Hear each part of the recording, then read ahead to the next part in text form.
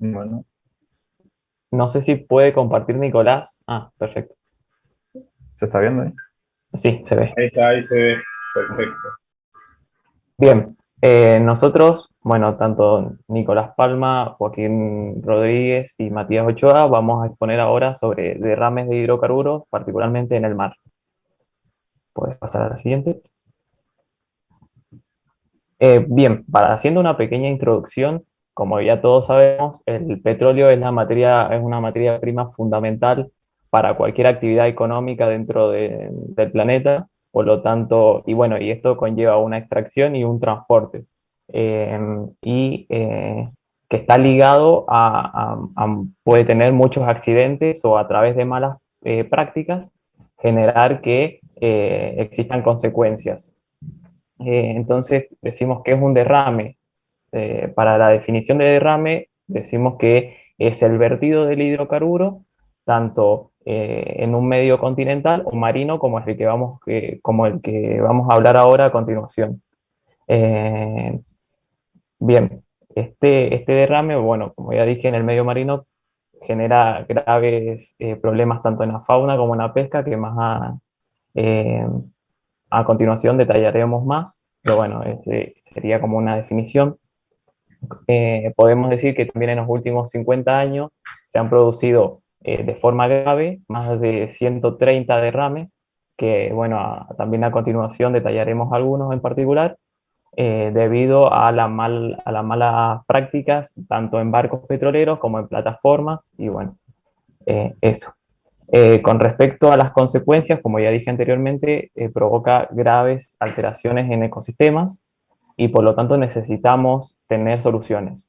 Entonces, durante esta presentación detallaremos causas o fuentes, consecuencias y posibles soluciones. Puedes continuar. Con respecto a la causa, se podría decir que mediáticamente tiene más renombre al hablar de derrames producidos en plataformas petroleras, pero estas representan una pequeña parte de todo el hidrocarburo que llega al mar. Por lo tanto, es necesario saberlo. Por ejemplo, las primeras, como primer fuente, podemos decir que son las descargas industriales o dragado urbano a través de aguas negras, por ejemplo. En segunda posición, operaciones en embarcaciones y luego accidentes petroleros, que acá sí podemos incluir derrames en plataformas, por ejemplo. Con respecto a la atmósfera, un 9% que acá podríamos considerar como aquel hidrocarburo que llega al mar, que tiene origen, por ejemplo, en la em, desintegración, no, sí, en la desintegración anaeróbica de materia orgánica, como por ejemplo pantanos, y bueno, también puede incluir las fuentes naturales, que son el 7%. Y por último, la exploración y producción de hidrocarburos con un 2%. Puede seguir.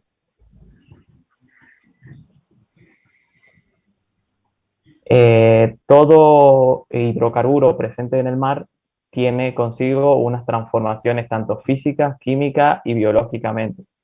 Estas transformaciones, bueno, las podemos denominar mecanismos, como por ejemplo puede ser la evaporación, que en ciertas sustancias de los hidrocarburos pueden ser evaporadas a la atmósfera y generando así una pérdida del 40% del volumen del total de estos hidrocarburos, por ejemplo. El problema no se soluciona, sino que todavía sigue siendo nocivo, pero el problema pasa ya de estar en el mar a estar en la atmósfera, que esto se soluciona de otra forma.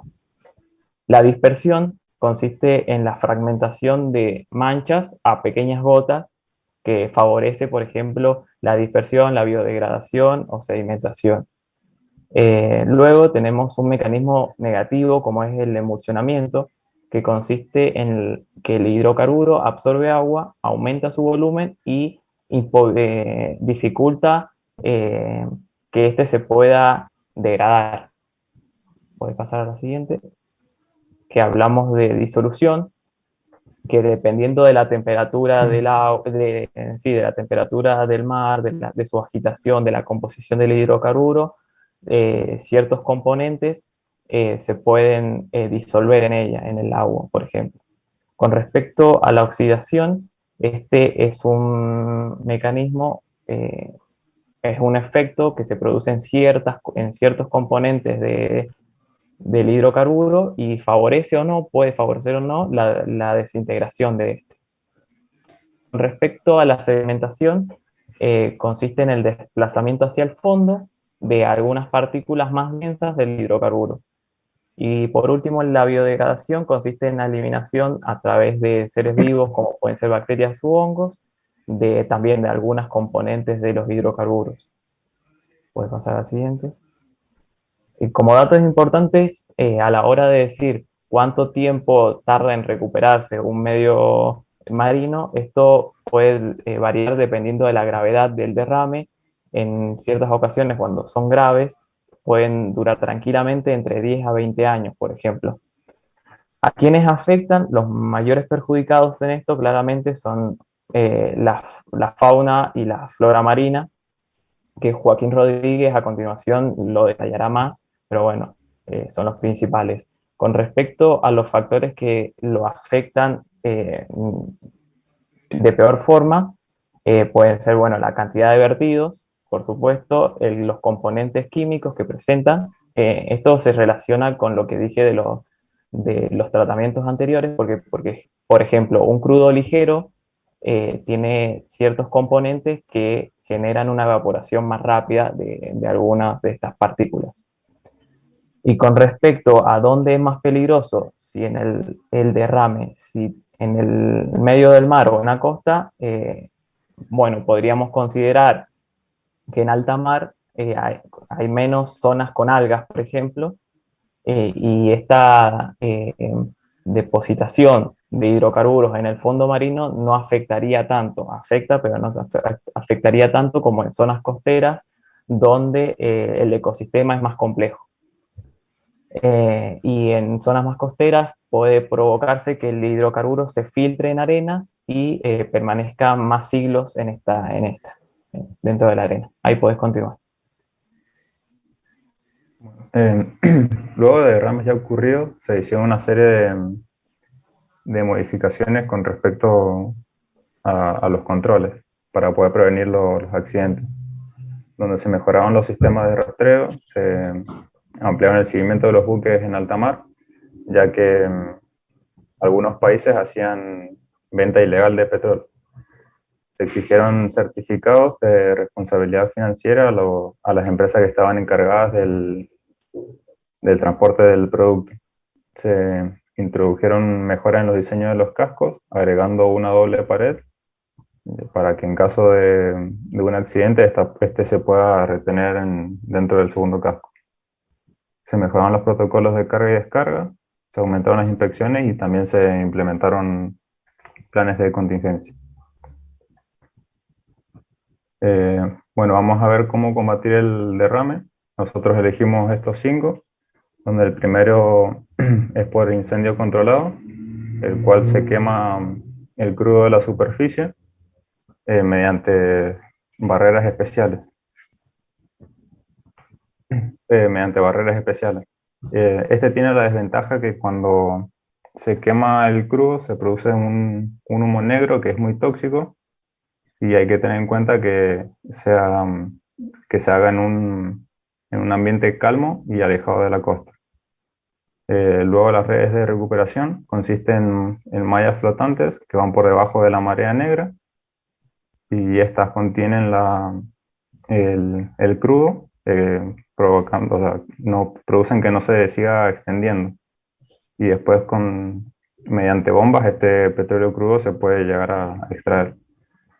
Los dispersantes consisten en un avión, el cual vuela por encima de la marea negra, lanza químicos, y estos químicos lo que hacen es ayudar al proceso de dispersión, los cuales estos producen también que se haga menos viscoso el petróleo, ayudando a los animales y a las playas, que no afecte tanto. Luego el pozo olivadero, este lo que hace es cortar el derrame permanentemente. eh, cuando hay una perforación, se produce la salida de gas, el cual permite que el petróleo salga a la superficie y mediante robots submarinos que son controlados con control remoto, sellan la fuga permanentemente. Luego el domo es una estructura gigante que se coloca en una tubería averiada para que cuando se produzca un derrame, este se aloje dentro de la estructura. Bueno, los efectos ambientales. El principal efecto ambiental que- al que nos enfrentamos cuando un derrame en el mar tiene lugar es la contaminación directa del petróleo a los animales marinos y a las plantas.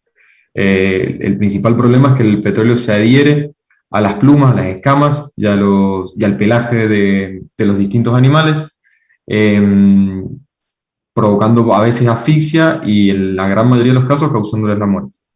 Otros aspectos son la alteración de la circulación de gases, que esto sucede cuando el petróleo se deposita en la superficie del agua, reduce el contenido de hidrógeno, perdón, de oxígeno, por lo que afecta a las plantas y a los peces que habitan ahí, en la gran mayoría de casos terminan muriendo. La afectación a los fondos marinos, esto sucede cuando el petróleo se deposita en el fondo del mar y afecta a las criaturas que habitan en él. Y por lo tanto también a los animales que se alimentan de estos animales que viven en el fondo marino. La intoxicación y el aumento de las infecciones son dos puntos que van de la mano, ya que, como expliqué recién, cuando el petróleo se adhiere, por ejemplo, a las plumas de un ave, el ave trata de limpiarse las plumas con la boca y inevitablemente ingiere el petróleo y se le introduce en su sistema digestivo con las respectivas toxinas que tiene. El problema con esto es que también para los peces que se infectan con el petróleo, estas infecciones y estas toxinas se trasladan a los distintos consumidores y a toda la cadena alimenticia, toda la red trófica. La alteración del comportamiento, como expliqué en la contaminación directa, el petróleo se adhiere al pelaje y a las plumas de los animales, impidiéndole desarrollar funciones vitales básicas, como por ejemplo buscar alimento o en el caso contrario escapar de depredadores. Además, el petróleo en la piel impide el aislamiento térmico, por lo que muchos animales terminan muriendo de hipotermia. Los efectos sobre la disponibilidad de la luz y la destrucción de las fuentes de alimentos son dos puntos que van de la mano, ya que cuando una película de petróleo se deposita en la superficie del agua, esta película impide gran parte del paso de la luz solar, lo que afecta a la fotosíntesis y a los animales que se alimentan de las plantas marinas, por lo que se genera una falta en el alimento en toda la red trófica. Y por último, la incorporación de sustancias cancerígenas a las redes tróficas, como ya dije recién, cuando los animales ingieren el petróleo, muchos de los compuestos del petróleo pueden llegar a ser tóxicos y cancerígenos, y esto atraviesa toda la red trófica y puede llegar a terminar en los seres humanos si ingerimos estos animales infectados. La siguiente, por favor. Los efectos a largo y corto plazo. El principal efecto a corto plazo o el efecto inmediato es que el petróleo, cuando se deposita en el agua, la gran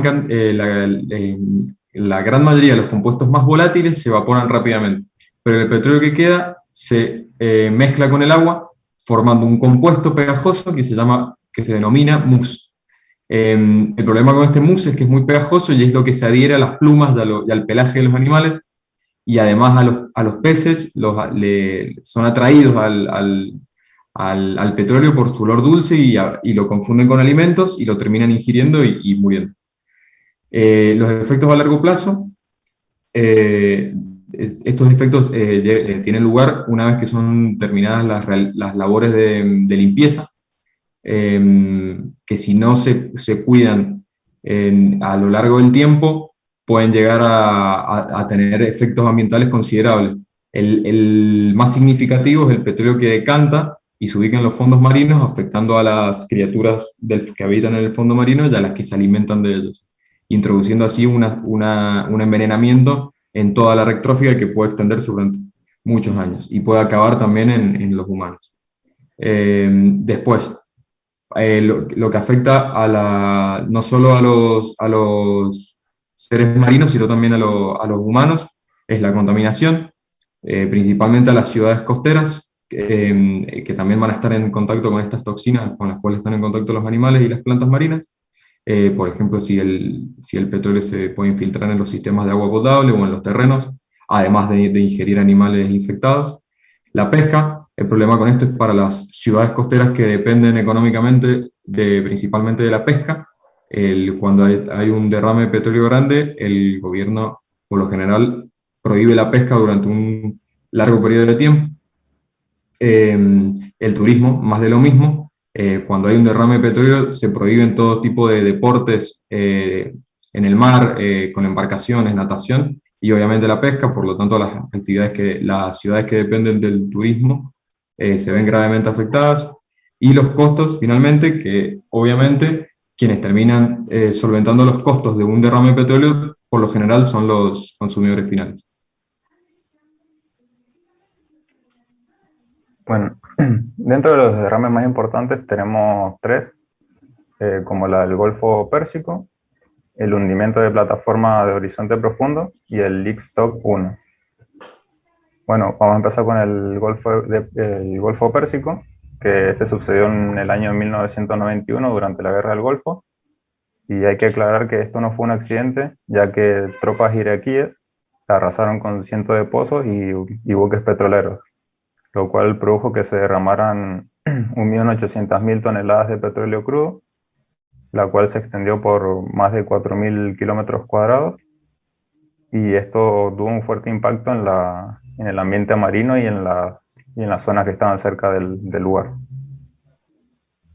Después tenemos la plataforma Horizonte Profundo, que este sucedió en el Golfo de México en 2010 y fue el mayor derrame accidental, ya que también murieron 11 personas y se derramaron 750.000 toneladas de petróleo crudo. El derrame se estuvo vertiendo por casi 3 meses hasta que se logró sellar. Después finalmente tenemos el Leak Stock 1, que también sucedió en el Golfo de México en el año 1979, el cual fue una explosión de alta presión que produjo un reventón del pozo, donde se vertieron 530.000 toneladas de petróleo crudo, prácticamente por 10 meses casi. Y la mitad de ese petróleo crudo se quemó y otro 16% se evaporó. Y eso sería todo. Muy bien. Aplausos. Bueno,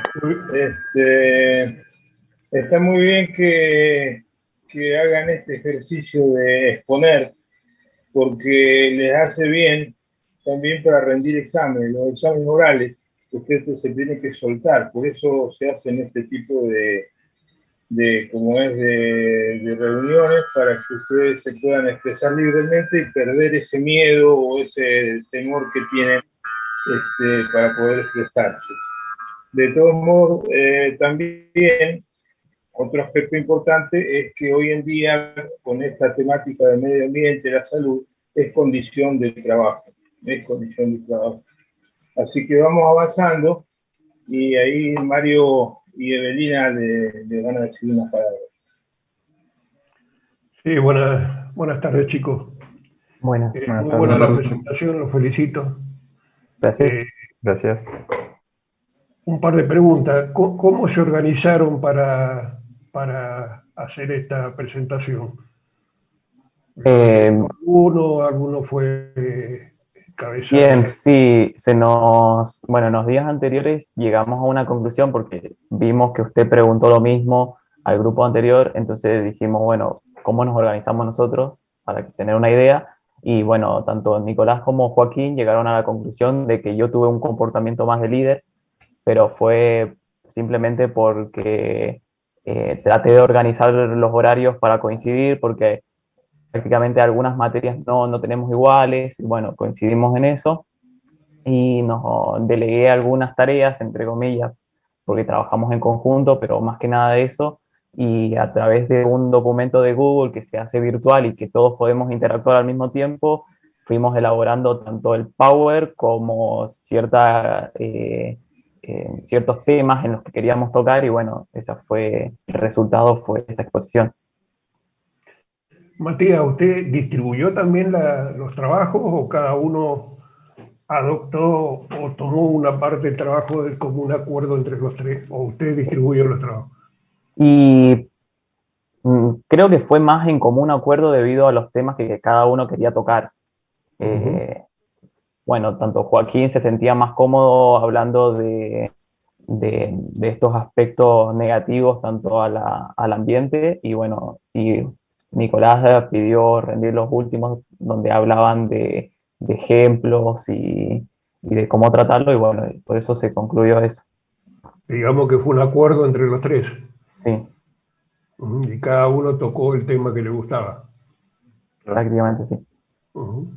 Bueno, no sé, Belina, si querés hacer alguna pregunta. Bueno, ¿cómo les va? Bueno, Bueno, profe, Felicitaciones. gracias. gracias.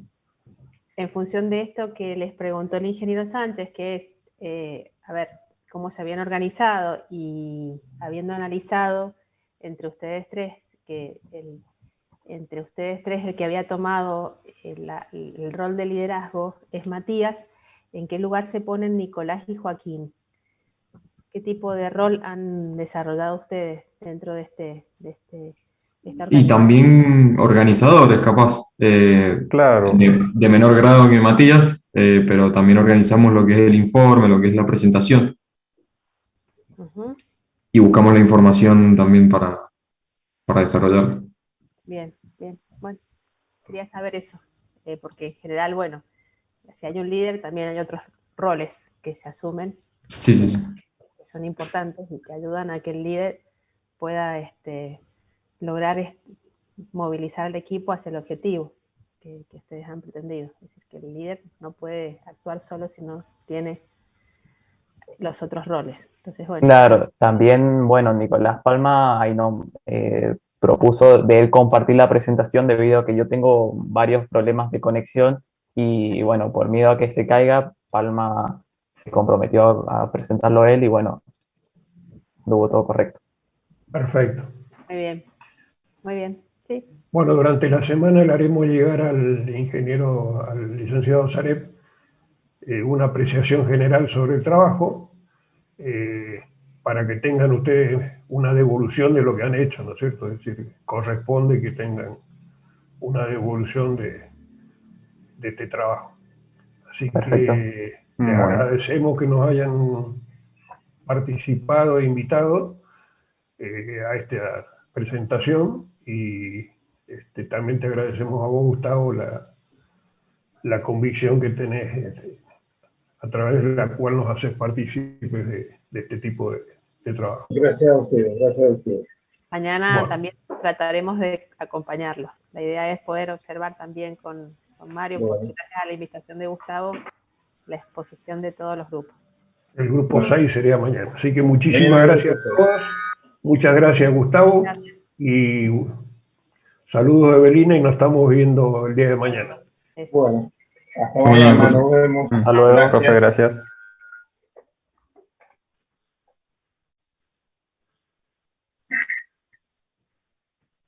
Bueno, chicos. ¿Están bien? Sí. Vamos a continuar con el práctico y luego vamos a dar la teoría de punzado. Quiero terminar con el práctico de CBL. Ustedes lo empezaron en la clase pasada, así que necesito saber con qué dudas, en dónde quedaron.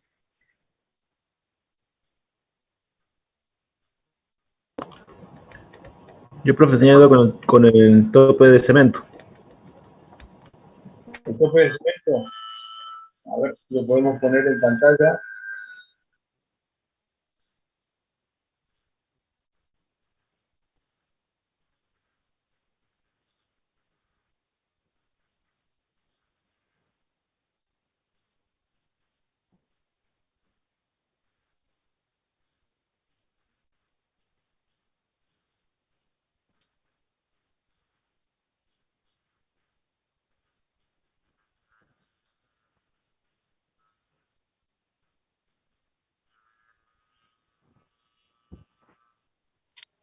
Profe, Sí, disculpe, ¿me podría aceptar desde otro dispositivo? ahora que voy a poner los auriculares porque no escucho bien.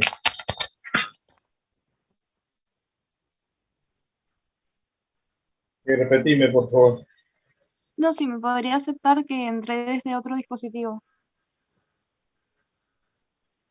Muy, muy bajito te escucho. A ver, ¿Ahí me escucha? un poquito, dale. Sí, me podría aceptar que entré desde otro dispositivo.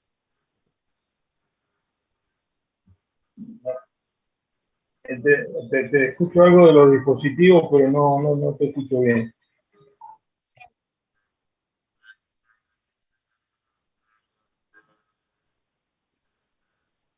Ah, a ver. Gracias.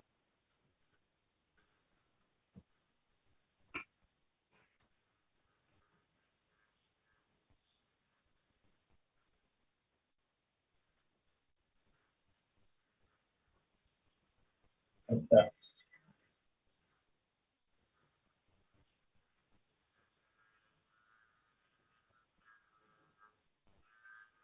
Los chicos que quedaron recién quedaron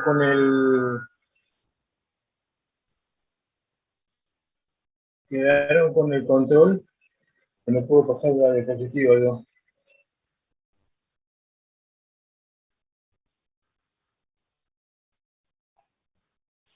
Creo que por lo menos yo no, profe. No, profe, lo tiene usted el control. ¿Lo tengo yo? Dice anfitrión. Ajá. Porque no me aparece en el Zoom.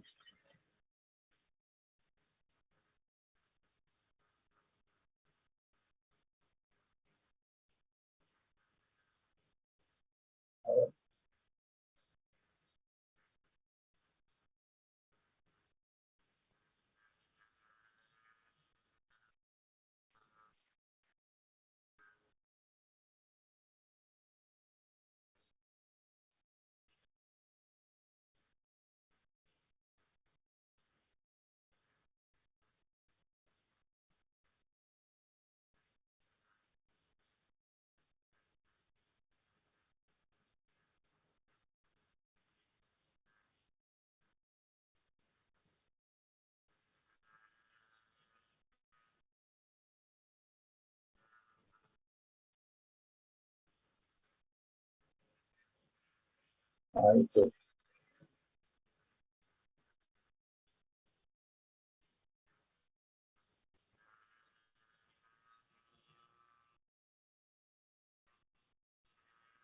¿Se ve ahí? Sí, profe. Sí, ahí se ve el PowerPoint. Bueno, estaban en tope de cemento. Sí, profe. Bueno, vamos a ver.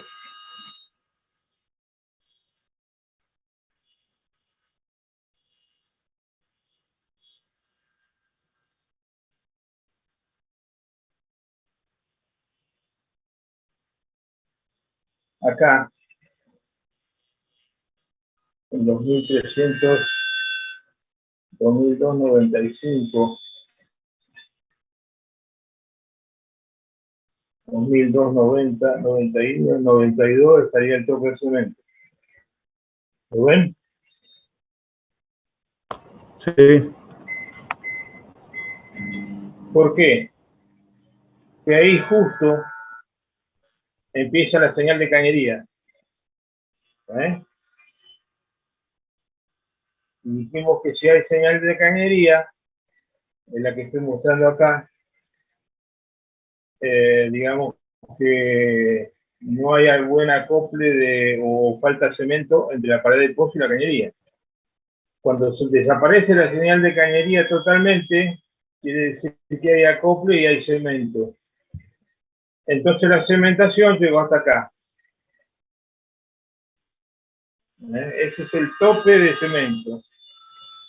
que digamos podría ser un poquito más arriba, porque un poco más arriba se nota bien la señal, pero la primera señal de cañería la tenemos acá. Es más o menos entre 2002, 90 a 92. Ese es el tope de cemento, en cualquier registro.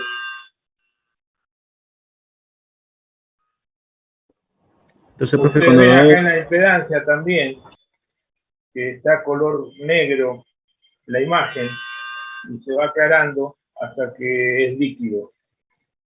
¿Eh? Hasta ahí llegó el cemento.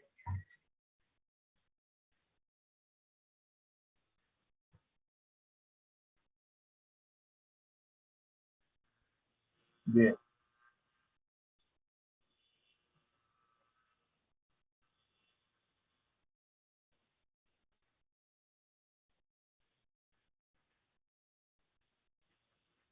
Con motivo de la asistencia estamos todos, ¿no?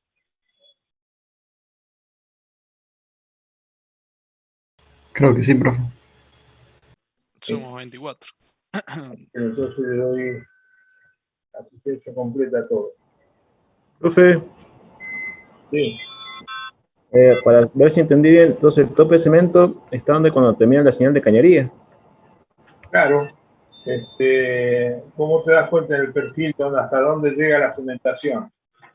Cuando se despega la curva del CDL-CD. Ahí empieza la señal de cañería. Entonces, si es señal de cañería, quiere decir que no hay acople entre el cemento y la cañería y la formación. Es ausencia de cemento.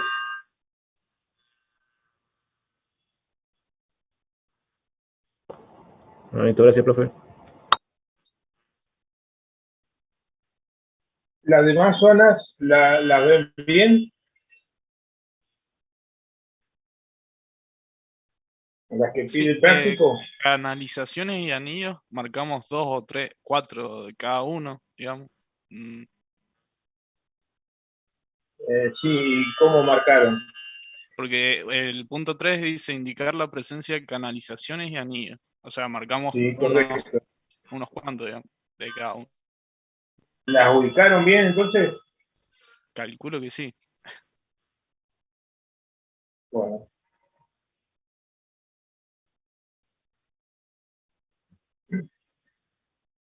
¿Qué más decía el práctico? Pedía la cementación buena, regular y mala. Mirá, buena es cuando está bien, cuando hay mucha impedancia y se borra totalmente la señal de cañería. Eso es buena.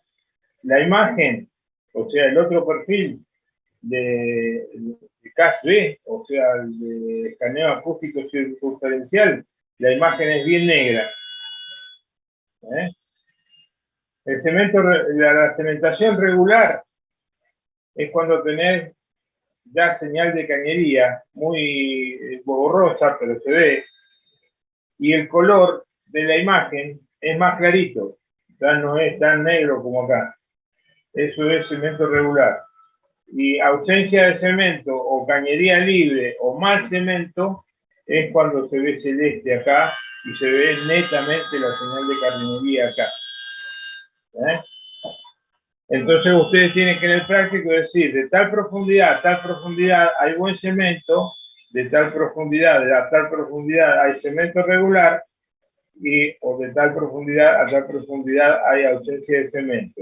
Y hay que indicar si hay canalizaciones, como esta, por ejemplo, o si hay anillos. A ver, algún anillo.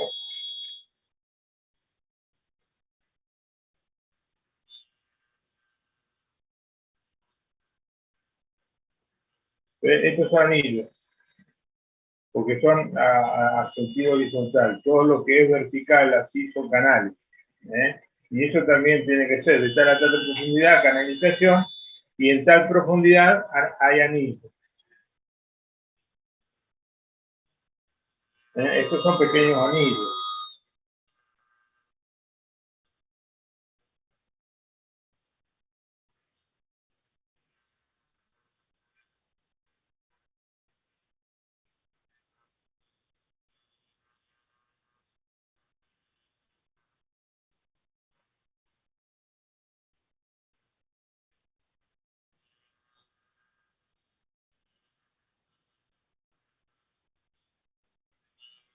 ¿Qué más tiene dudas?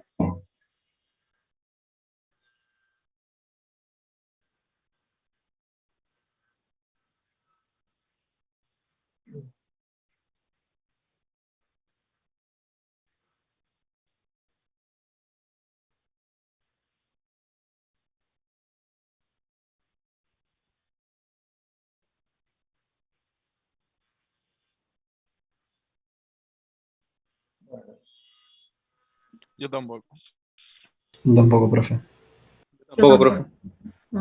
Bien. Vamos a ver ahora, entonces, punzamiento de pozo.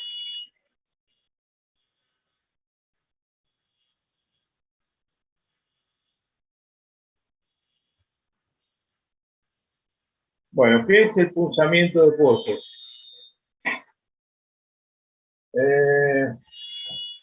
Nosotros tenemos la perforación, hicimos los cálculos para ver que hay petróleo o no hay petróleo, entubamos el pozo, lo cementamos, ¿y qué nos falta, digamos, para extraer el petróleo? Tenemos que identificar la capa que tiene petróleo, que lo hacemos con los cálculos, con distintos sistemas de perfilaje, y luego bajamos una herramienta con un explosivo y le hacemos un agujero a la cañería, al cemento, y dejamos el hueco en la formación. ¿Para qué? Para conectar el fluido que tiene la capa con la superficie. Esa es la operación de punzado. Hoy en día, aparte de bajar el cañón con cable o la herramienta con cable, se puede bajar también con la misma cañería y pueden punzar también con la cañería con el tubing, con la cañería que bajan de producción, y también se puede hacer con coil tubing y con otros métodos para trabajar en pozos horizontales. Pero la operación de punzado consiste en hacer agujeros en el caño para conectar el fluido de la capa con la superficie. O sea, en un pozo podemos tener 10 capas con petróleo y punzamos las 10 capas. Las podemos punzar en varias etapas, que ustedes van a hacer un trabajo práctico con eso. Puede ser según, digamos, la altura de la capa, si quieren tener 1 metro, 2 metros, 3 metros, se bajan cañones de 3 metros, y por ahí tenemos una capa de 1 metro y separada a 1 metro tenemos otra de 2 metros, entonces bajamos un separador, el cañón, un separador y los otros 2 metros cargados. Eso se planifica antes de punzar. ¿Cómo nos ponemos en profundidad? Bueno, también puede ser con un SP o un gamma. Nos ubicamos en la capa y ponemos el cañón, digamos, apuntando a esa capa. Esa es la operación de punzado.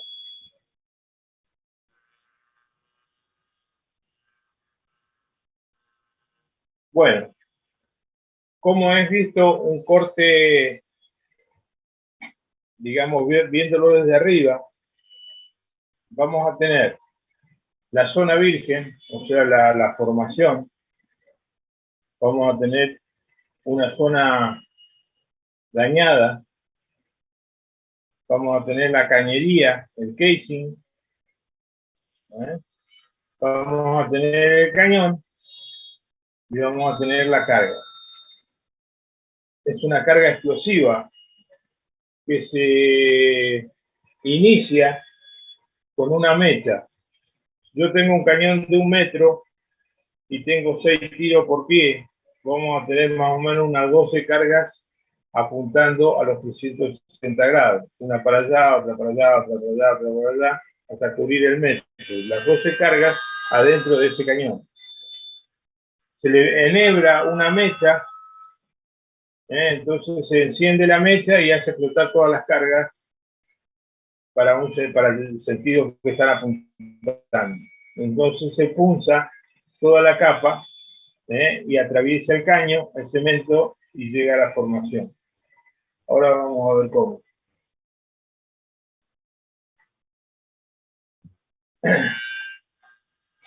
Ahí tenemos una carga donde está enhebrada con la mecha. Por el cable se le hace pasar una corriente, se inicia la mecha y recorre, digamos, carga por carga y la hace explotar. Y esto tiene un ángulo y produce un jet. No es que explota toda la carga para todos lados, tiene un jet. Y ustedes conocen más o menos lo que es una soldadora autógena que produce un jet. ¿Conocen o La no? verdad que no. No, no conozco. No, profe, no conozco. Bueno, es un jet, sí, un chorro de alta presión y temperatura que agujerea el caño y hace un túnel en la formación. ¿Eh? Ahí está en el siguiente paso, se inicia y empieza a hacer el túnel. ¿Eh? Ahí ya perforó el cemento, la cañería, el cemento y llegó a la formación.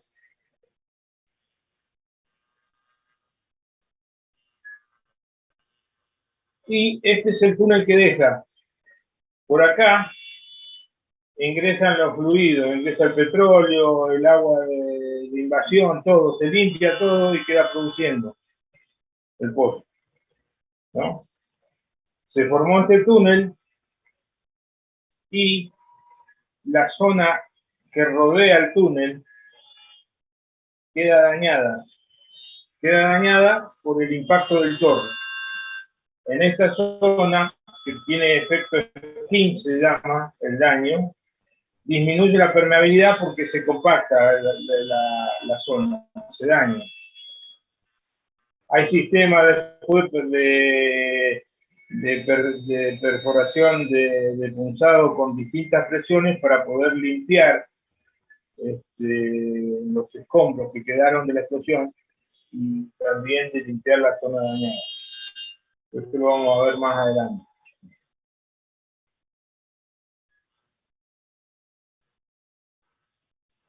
Este esquema, grábeselo y si pueden dibujarlo, dibújenlo. Tenemos, así es el sistema, el cemento y el casing. Acá tenemos el cañón con la carga. Después tenemos el túnel que deja la carga. Profe, ese túnel, Tenemos ¿qué largo puede tener? una zona al final del túnel que es donde se depositan todos los escombros que vienen de la carga. Tenemos una zona dañada, una zona intermedia y la zona libre. ¿No? Esta zona es más compacta que esta, por el choque del torno, digamos, de daño al puerto.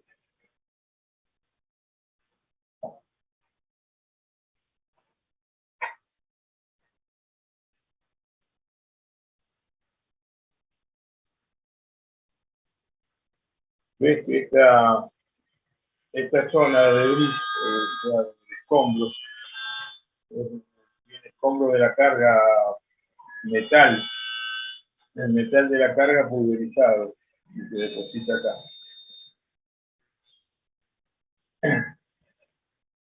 Hasta acá tenemos una zona dañada y acá una zona no dañada.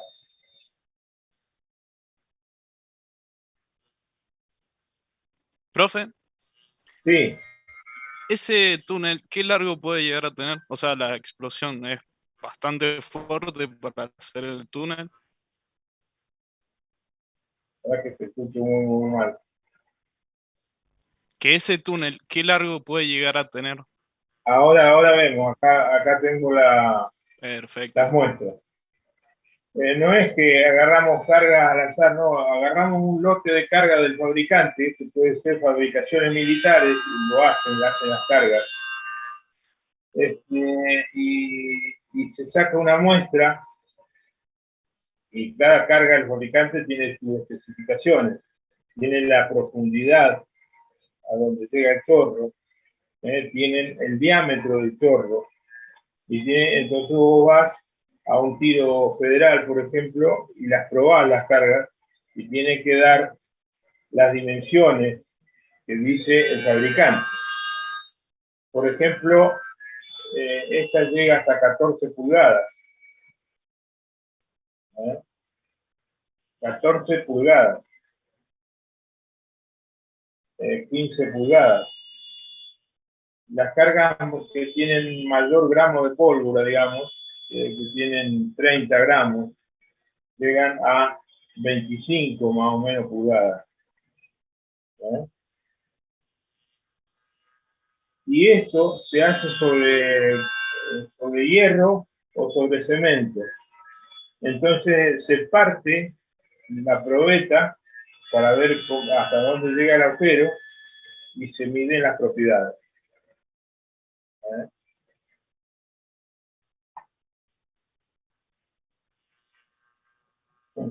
Más o menos 20, 25 pulgadas, 22 pulgadas, es una muy buena profundidad. Si la carga es más chica, para usar con cañería más fina, se supone que el alcance del túnel es más corto. Pero esto es más o menos lo que se hace en casing de 7, de 5 pulgadas y media. Se usan cargas grandes y llegan más o menos a esa profundidad. Este es un cañón cortado con la carga en el medio. Tiene un asiento la carga, y tiene una guía. Vos la ponés en el asiento con unas pinzas a lo largo del cañón y la ubicás con la guía en el medio de un agujero con una tapa con rosca que tiene. Lo tenés que centralizar bien eso, porque si la ponés un poco inclinada, el chorro te daña la rosca y el cañón no se puede usar más. Eso se baja al fondo del pozo y no tiene que tener ninguna pérdida, porque si no se te inunda el cañón y no explotan las cargas. Y si no explotan las cargas, tenés que sacar una carrera de 4 horas y meter otro cañón de nuevo y perdés 8 horas ahí nomás sobre el pico, sobre el punto. Y eso, ¿cuánto sale una hora de equipo? Sale $20.000 la hora de equipo. Perdés 8 horas y mirá la cantidad de plata que estás perdiendo.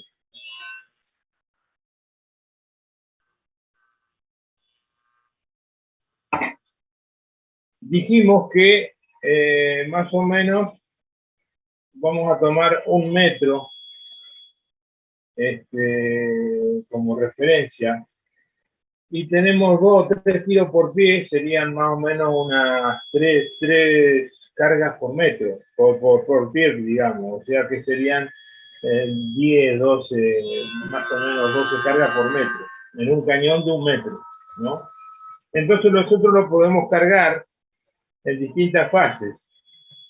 Lo podemos cargar a los 360 grados, con fase de 45 grados, o lo podemos hacer con fase de 180, de acuerdo a la densidad de disparo que nosotros queremos.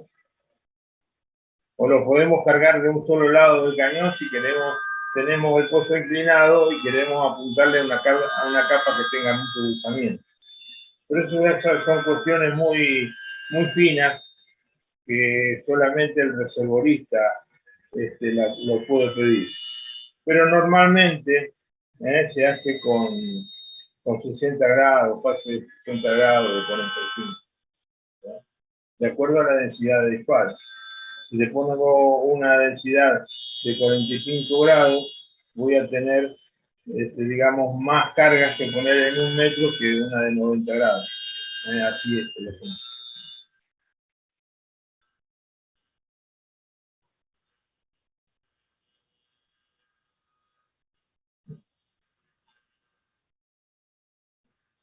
Y este es un cañón.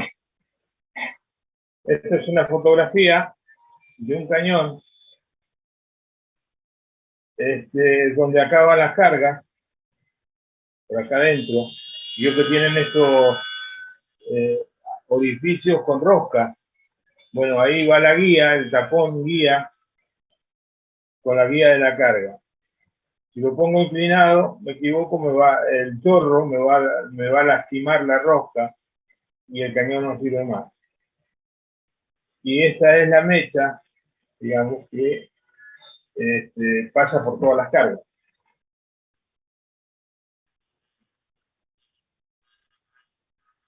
Así se carga, se lleva la carga con una pinza hasta donde está el agujero. Entonces se empieza de atrás para adelante y se carga todo.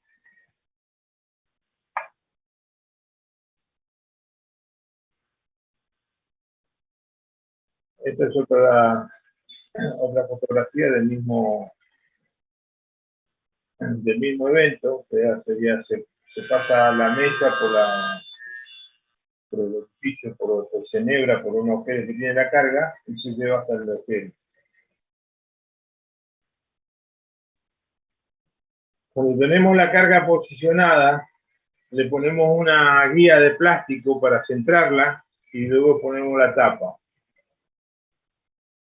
Ese es el centralizador de la carga. Y se pone la tapita esta que es de aluminio con un O-ring para que no se pueda pasar el líquido por adentro, para que no se inunde el cañón.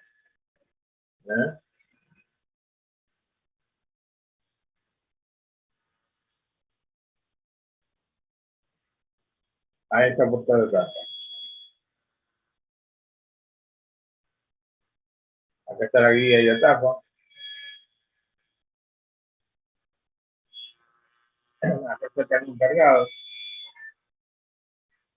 La carga, el centralizador, la tapa, el cañón y la mecha. Acá tiene un agujerito donde pasa la mecha.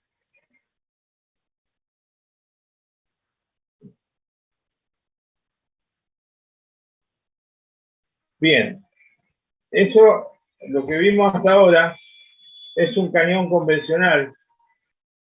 Vieron que la pared del cañón es muy gruesa. ¿Para qué? Para que con tantas carreras no se deforme y se pueda utilizar nuevamente. Hoy en día, aparte de esos cañones, se usan los descartables. O sea, un cañón, una tapa, digamos, una cobertura de las cargas, digamos, descartables. O sea que se usa una sola vez, se agujerea y se tira. Se recupera con el cable y se tira. Pero las cargas, en lugar de ponerlas sobre el cañón, van en un bastidor. Se pone la carga en el bastidor, se enhebra con la mecha y se pone dentro de la cápsula o del cañón descartable. Acá está el bastidor cargado y se mete dentro de estos caños que están acá. Ahora vamos a ver cómo.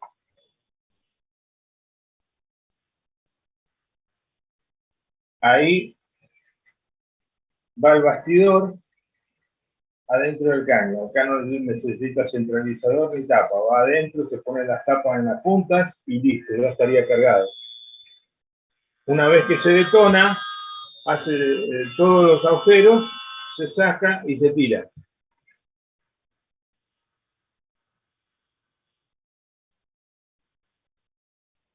Acá hay un bastidor cargado también. Vieron que el Primacord o la mecha pasa por todas las cargas. y las cargas están apuntando de acuerdo a la fase que la cargamos para todo y cubre los 360 grados de puesto.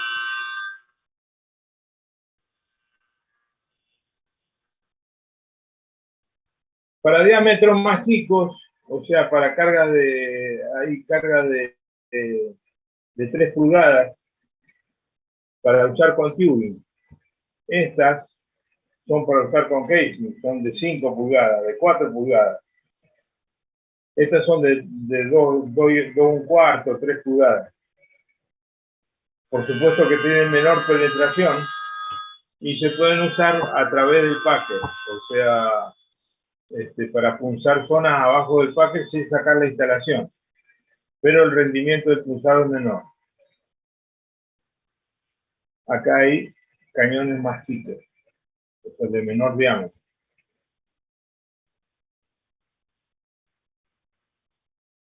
Ahí está el bastidor.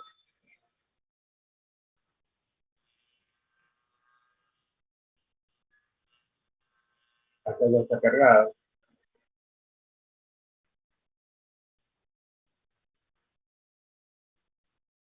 Este es un bastidor con cargas pequeñas y la mecha que se pone dentro de la camisa o el cañón descartable.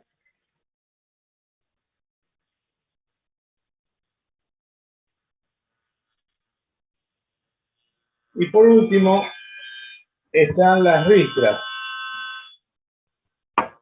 Las ristras no tienen cubierta, no tienen cañón. Va una carga a continuación de la otra y la mecha ahí en contacto con el pozo directamente. Esto se usa para diámetros finos, por supuesto, también. Y una vez que se detonan, quedan todos los escombros en el fondo del pozo.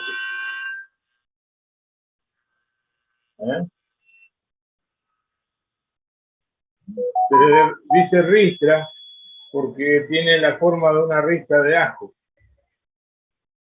Entonces el pulsado con ristra.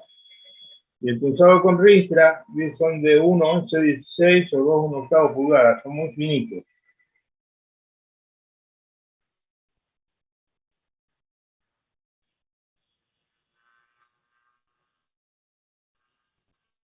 Esto es una probeta de hierro, donde se prueban las cargas. Acá está el túnel, la zona de escombros, y tienen el diámetro. Ahora bien, yo no necesito, por ejemplo, para una roca determinada, por ejemplo, una roca muy dura, una roca dura, necesita un diámetro pequeño y una penetración grande. En cambio, una roca blanda de arenisca necesita menos penetración y un diámetro más grande del agujero. Entonces, ese tipo de carga se la selecciona el dueño del yacimiento, el geólogo. Ellos saben, necesita una carga de tal característica, te la piden, y entonces vos cargas el cañón con la carga que te pide el cliente.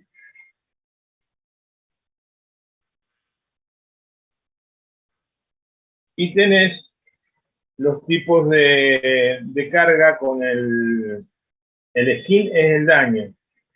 Y tenés precios y distintos tipos de daños que puedas infligirle a la formación, y bueno, vos vas eligiendo el tipo de carga que te conviene. Entonces la geometría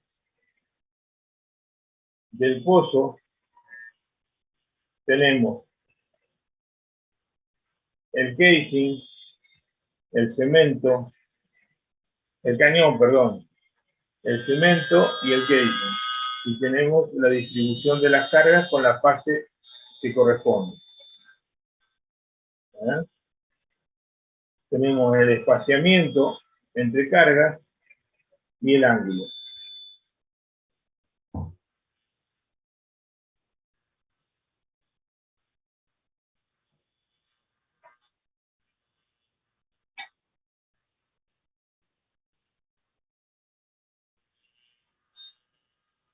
Acá se muestra lo que ya hemos dicho en la secuencia de explosión. Tenemos la carga de este ángulo, o sea, de este cono, el ángulo de este cono depende de la profundidad del chorro. Entonces vamos a tener carga de distinto gramaje, ¿sabes? Que depende del ángulo. Tenemos el túnel, tenemos la zona dañada y tenemos la zona de escombros, de debris.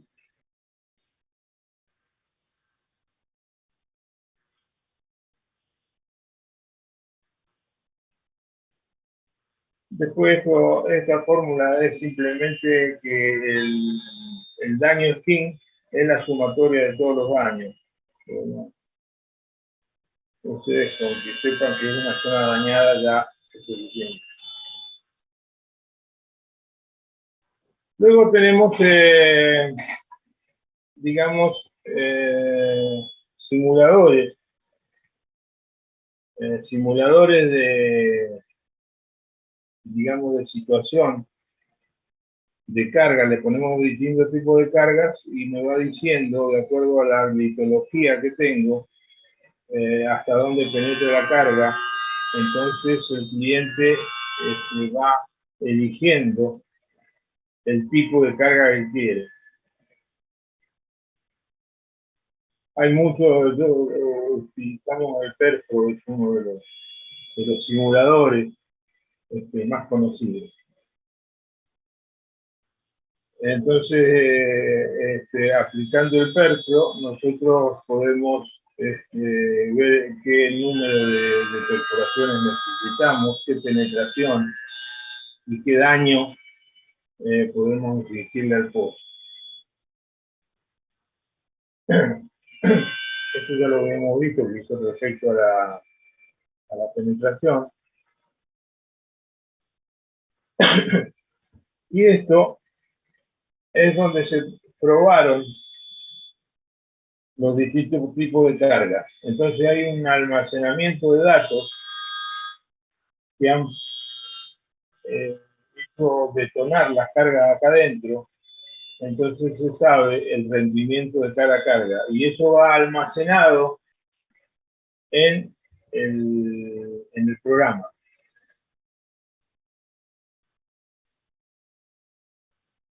Y el programa, vos tenés que meter nada más que el diagrama del pozo, el tipo de cañería que usás, el tipo de carga que le vas a meter, que ya están las especificaciones dadas en la memoria de la máquina. Tenés qué tipo de formación tenés, litología, le metés la porosidad, le metés la permeabilidad, etcétera, etcétera. Le apretás una tecla y teóricamente te tiene que dar la penetración en la formación, por cada una de las cargas. Esto es fundamental porque si no te gusta y necesitas más penetración, podés hacer otro diagrama similar con otro tipo de carga, hasta que llegues a algo que te pueda satisfacer.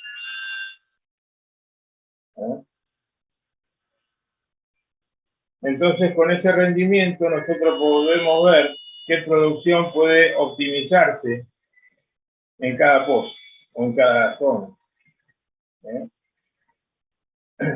con distintas cargas.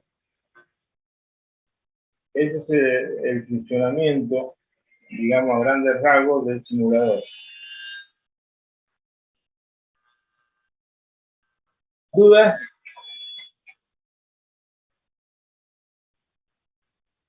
Profe, y los últimos gráficos no los alcancé a ver, no sé qué mostraban. ¿Cuál gráfico? ¿Estos? Sí, profe. No, estos gráficos son de producción. digamos, después de que nosotros nos saca lo que nos interesa, que es la profundidad de penetración de cada una de las cargas, te va diciendo cuánto puede producir el pozo.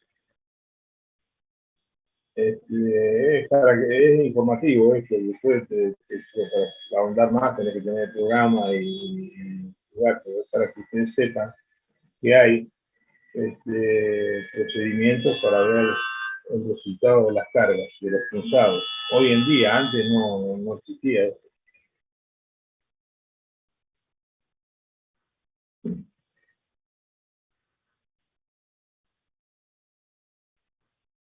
Así es como se punza un pozo.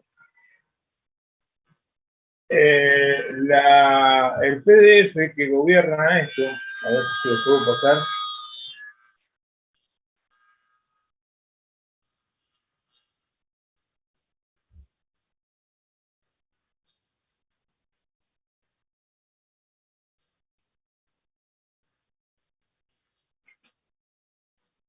Punzamiento se llama el PDF. Anótenlo bien.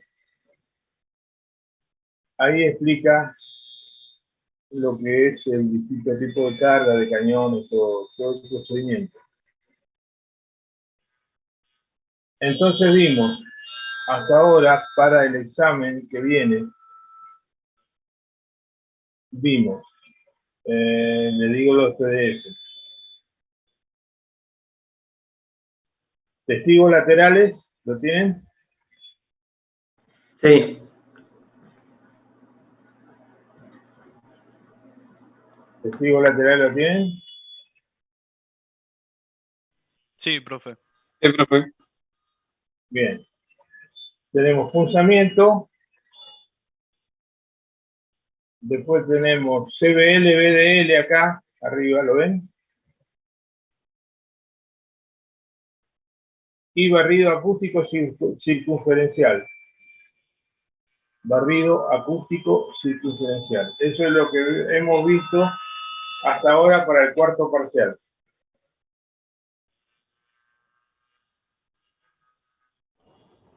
Profe, ¿no se sabe cuándo es la fecha del parcial? Mirá, yo calculo que va a ser las dos últimas clases del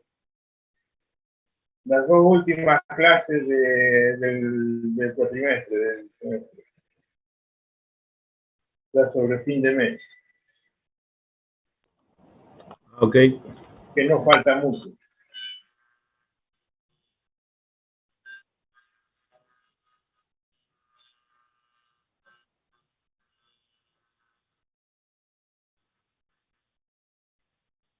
¿Alguna otra duda?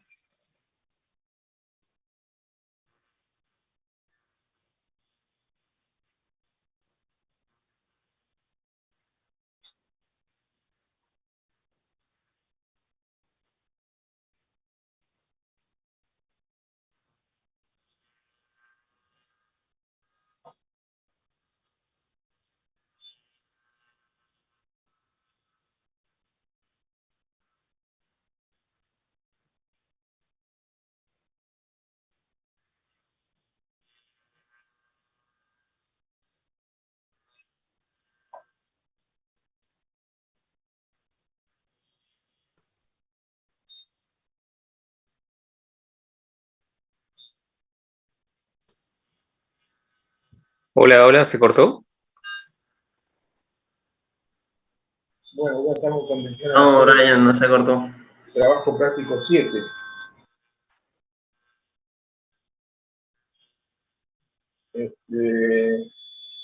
Vamos a ver si mañana está el profesor Luis, lo hacemos y no seguimos con la teoría.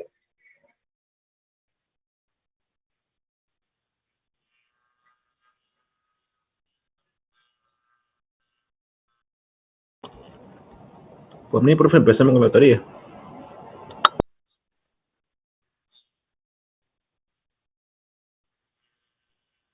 Sí, profe, si todavía falta 45 minutos. No sé si... yo terminé la clase. Si quiere salir, el problema.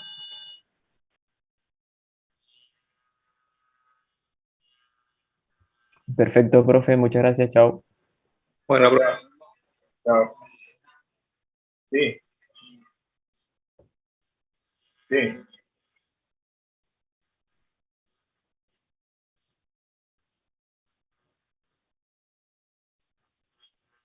Claro, porque estás viendo la imagen ahí.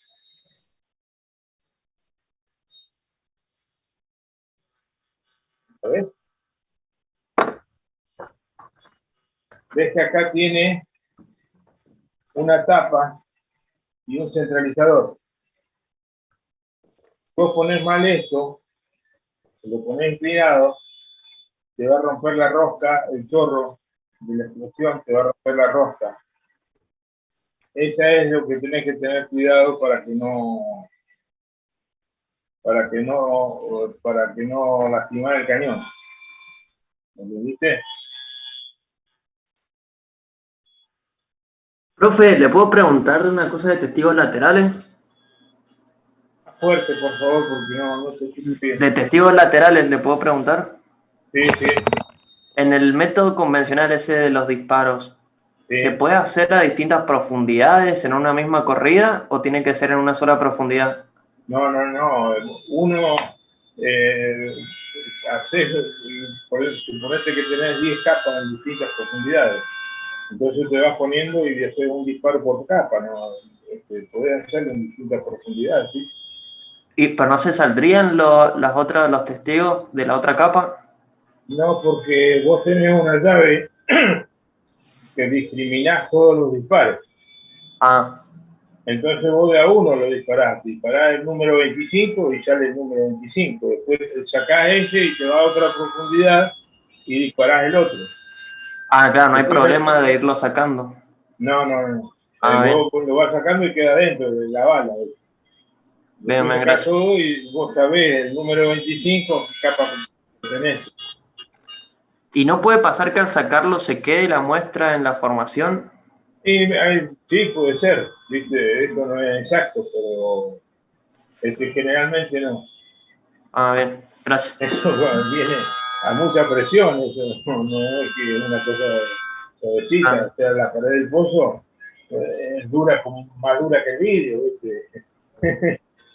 No es una arena que se... En pozos poco profundo puede ser, ¿viste? Pero, generalmente sacar los testigos. Y hay algunos que se lavan, sí. Si lo sacás en una zona de mucha caverna, está medio inestable el pozo, sí podés sacar testigos así que se laven. Bien, gracias, profe.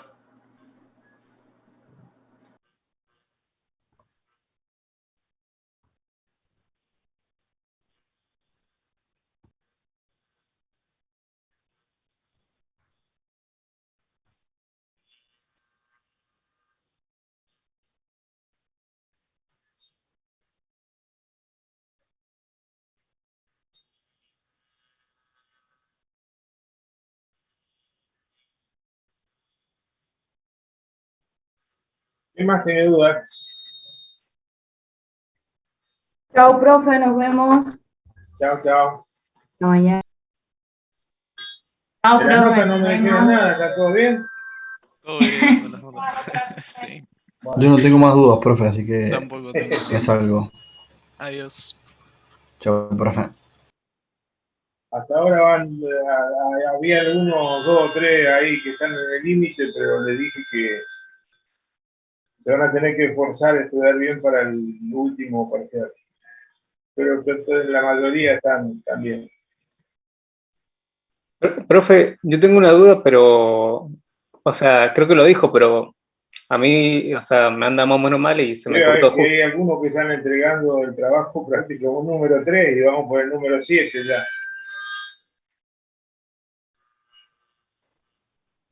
Profe, Sí.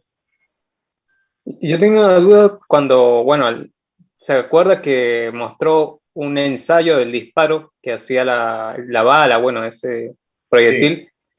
Sí. Bueno, vio que había dos. Uno que básicamente era... Uno de impacto y otro rotado. Ah, esa es la diferencia entre los dos.